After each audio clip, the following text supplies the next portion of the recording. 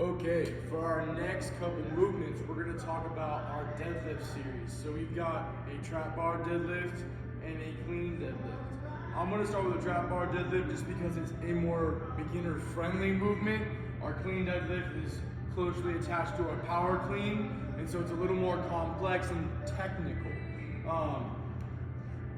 First, I want to start with our feet placement. It's going to be pretty much the same for both a trap bar and a clean deadlift. A trap bar deadlift, we're going to stand inside of the trap bar itself because it's a little hexagon.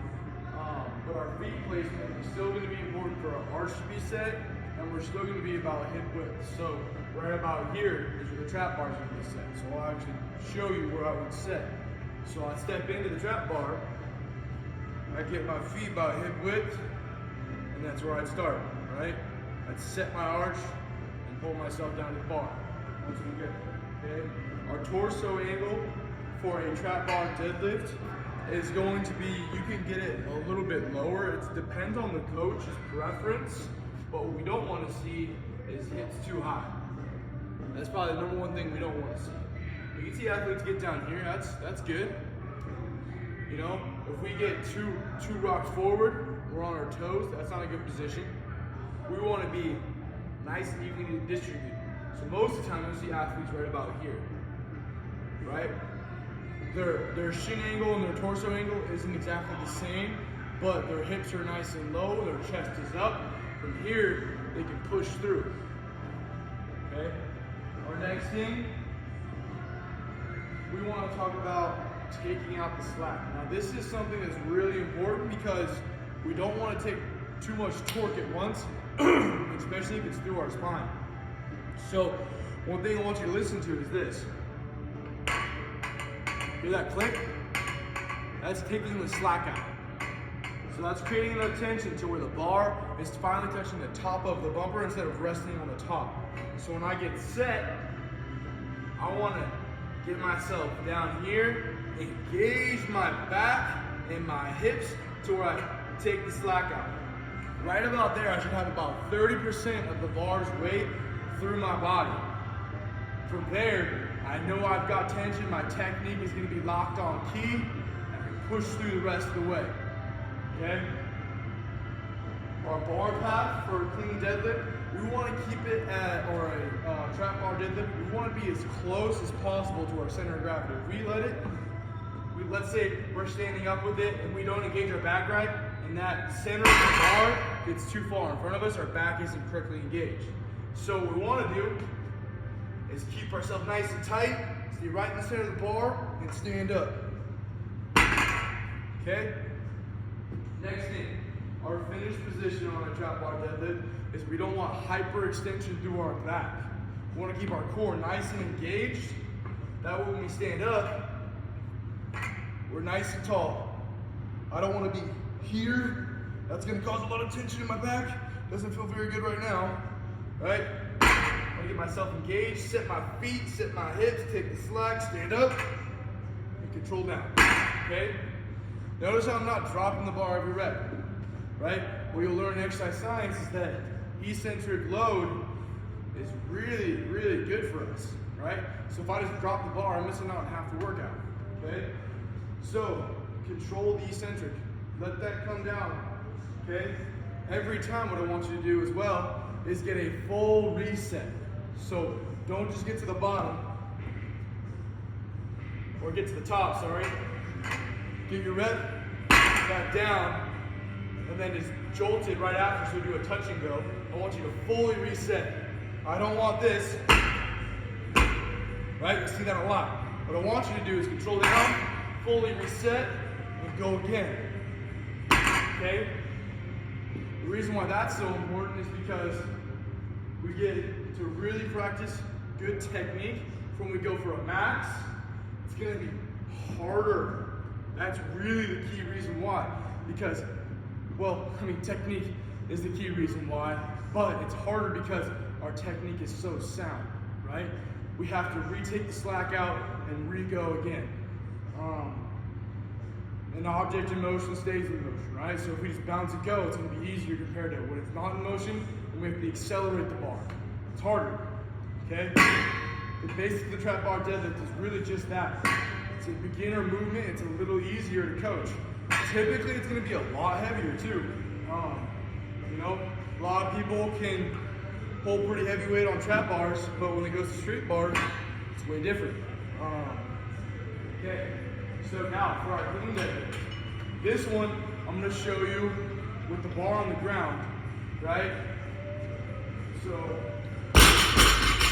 that bar on the ground, I'm going to set myself up hip width, right about there.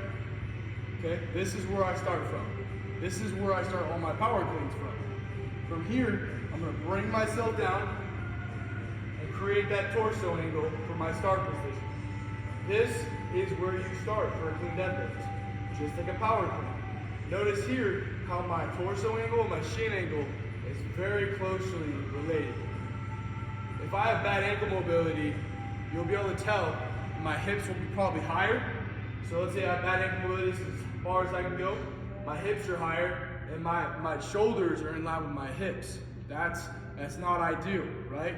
That's gonna make it more of a hip hinge like an RDL compared to being a push through our legs. This isn't a pull movement, this is a push movement. So I wanna get myself down to where I'm here. I'm gonna engage my back, taking the slack out. Now, as I do this, I'm gonna work on that transition just like the RDL, okay? I'm gonna push through the ground. My chest is gonna come with my hips until I get to the knee. From there, I come through like an RDL. And then I'll reverse it like an RDL, and then bring myself down, okay? So watch that again. I'm engaged, my hips and chest rise as one, I go through my RDL, reverse my RDL, and back down, okay? That's why it's so important to really coach that RDL to the soft knee, because when we get all the way through to our cleans, we need to finish that push through our legs, right? So it's really important that we coach it here as well, because this is the beginner part of going to a full clean. Because typically you'll start with a position 1 or 2 clean with a clean deadlift to work on bringing them both together. You don't want to go right to a full clean because you want to make sure someone's moving right and in a correct way, compared to just throwing them out and saying, hey, go for it, and I'll coach you along the way. You can do that, but it's a lot harder, okay? If you break it down, start from one end and the other and bring it together, it's going to be a little easier. So starting here, coaching it up to that position 1 for that power clean, just like, and then reversing it like an RDL is going to really sink it into their head and kind of make that mind-body connection a little easier.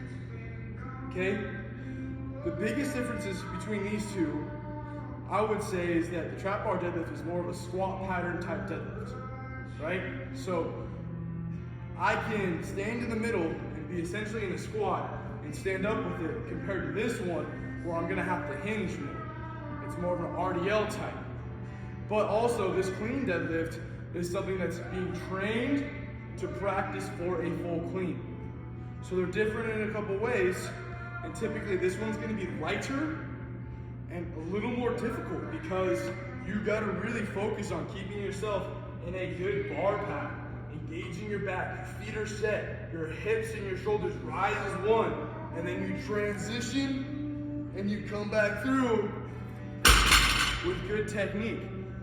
You have to think about it more compared to getting in there, get your feet set, and stand up with it. That's a little easier, right?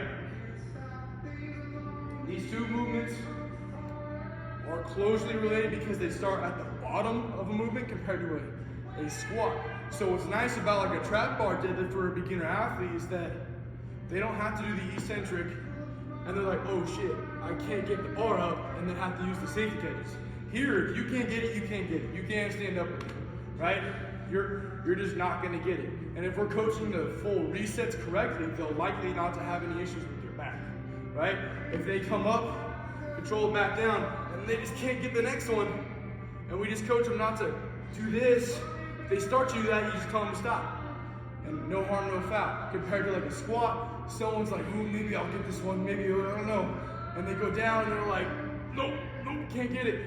It's a little bit, this is a little safer movement compared to that, okay? Clean deadlift, I mean, This one's, you know, you're starting to coach this one as you're getting into full cleans. This one is, you probably start when it comes to strength purposes to really push the trap bar deadlift. Technically, you want to focus on this one, right? This one you will eventually progress it to a heavier transition, especially as you're getting to that position 2 power clean, because those are going to meet at one point, and then you can start going to a full clean, maybe from a block or something like that, where you go from a fuller or a larger range of motion.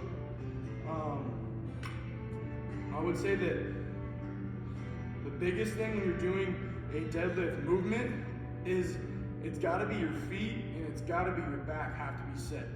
When I say back, I mean I'm also including my core. So I could say it as 3 separate things. You know, I want to grab the ground with my feet.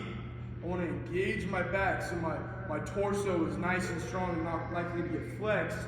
As well, I want to keep my core braced so I don't have that flexion through my lumbar spine.